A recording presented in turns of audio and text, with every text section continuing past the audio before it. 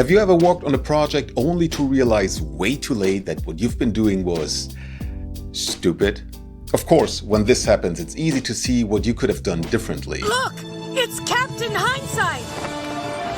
When I started my latest pet project, I hoped there would be amazing insights I could share in the video, like X things I learned while doing Y, but it wasn't really that insightful, or at least I didn't think it was that share-worthy. I did make my life harder for no good reason though. And I mean, for no good reason isn't exactly right. I had good intentions. But you know how the saying goes, the road to hell is paved with good intentions.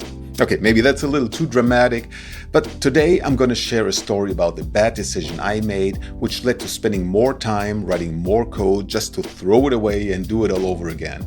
All roads lead to Rome, but some just take longer. At the beginning of the year, I started working on a new pet project, a plugin for an app called Obsidian. Obsidian is essentially just a markdown-based note-taking app. However, its active community and plugin ecosystem allows you to turn it into pretty much anything you want. And some people really go crazy. The plugin I created is called Bookshelf. It allows you to organize your book notes and track your reading progress. There are different views and statistics, but the details don't really matter for this video. I'll leave a link in the description just in case you want to check it out. Obsidian is based on Electron, which is a framework for building desktop applications using web technology. Good for me, because I happen to build web applications for a living. I'm mainly a backend guy, but I've written a fair amount of front-end code, and I guess React would have been a solid choice. However, I wasn't sure if I really needed React, and I also wanted to keep the number of dependencies low because, The only thing I knew from a bit of prototyping I did beforehand was that Obsidian's API was a little too low level for my taste. So what do you do in cases like this? You pick something you basically know nothing about. Because knowing stuff in and out isn't nearly as important as using the latest and greatest, or just something different. And to me, web components seemed like a good fit, a native browser feature which meant no dependencies, at least if I wrote them without using external libraries. And I planned on doing so, not just to keep dependencies at a minimum, but also to learn the fundamentals of web components. Killing two birds with one stone, if you will. Now, supposedly there are people who get excited about some tags, skim the manual, and feel like that's enough to get going. I know people who have done that. Have I ever done that? I can neither confirm nor deny. But hey, I'm a responsible developer, so I read this book cover to cover and wrote some code to test my understanding. Still not as good as having experience gained from an actual project, but you gotta start somewhere, right? So I started, and things went well, really well actually, almost too well. Not that I want to complain about not running into walls while programming, but it looked like my preparation had paid off. I made good progress, and after a while I had a version I felt was ready for the world. Bonk. So I submitted my plugin for review because that's how things at Obsidian work. They don't just let any plugin in, an actual human being has to review your plugin once it passes an initial automated check. But mine didn't. What? As it turned out, I missed an important piece of information in Obsidian's developer manual, which I had read. I'm a responsible developer. But apparently not as thoroughly as I thought. Inner HTML, widely used in examples in this book, is a no-no in Obsidian because it's considered a security risk. And I kinda get it. It can be a problem if you take something from somewhere and pass it unsanitized into your document. Was there anything like that in my plugin? No, but what do? Argue why this rule doesn't apply to you? I definitely didn't want to be that guy, and I'm pretty sure it wouldn't have worked anyway. So, what's the alternative? I could rewrite all that inner HTML stuff, but that would turn my code into a bulky and ugly mess. It would also take a lot of time. I might as well rewrite all components in React, a technology I know well, a technology many other plugin developers have used, tried and tested. Probably the right thing to do. Boring. Let's double down on the web component decision, because at the end of the day, software development is not about doing what's good for the project. It's about doing what you want, the way you want it, no matter what. Still, I didn't feel like writing bulky, ugly code, so I figured I should probably give lit a shot, a library that makes it easier to write web components. So I added lit to the project. What about dependencies? Shut up.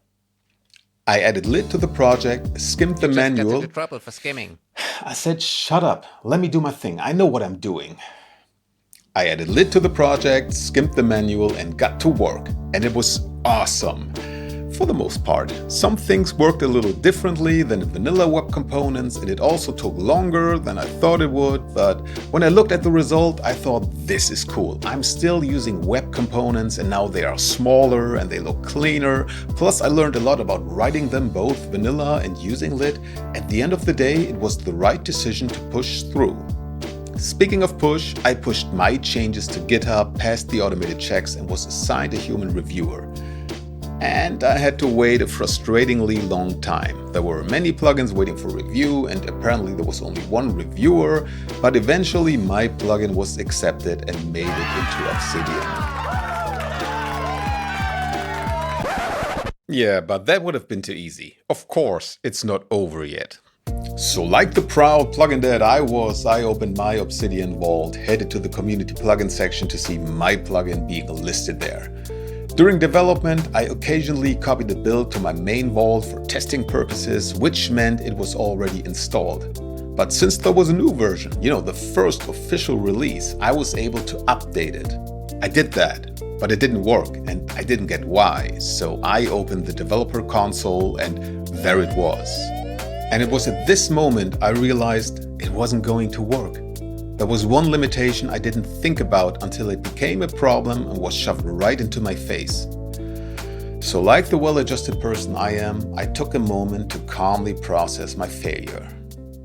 Now, if you don't know what all this is about, let me break it down for you.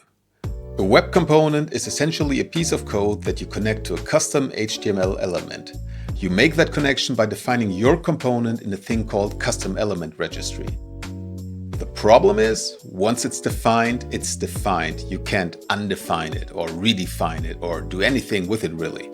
Not a big deal on actual web pages because every page load is a new life cycle with an empty registry. In an Electron app, at least in Obsidian, there's no reload. Reload essentially means restarting the app. There's a way to trigger a reload by using the command palette, but I'm not sure how many people actually use it, and it doesn't really matter. What it means is that if my plugin is installed and you want to update it, it'll fail because the web components that come with it already exist. Sure, after a reload, the new version will run just fine, but there's no way I'm going to force users to do that. That would be ridiculous. I mean, who does that? So I tried to come up with a solution.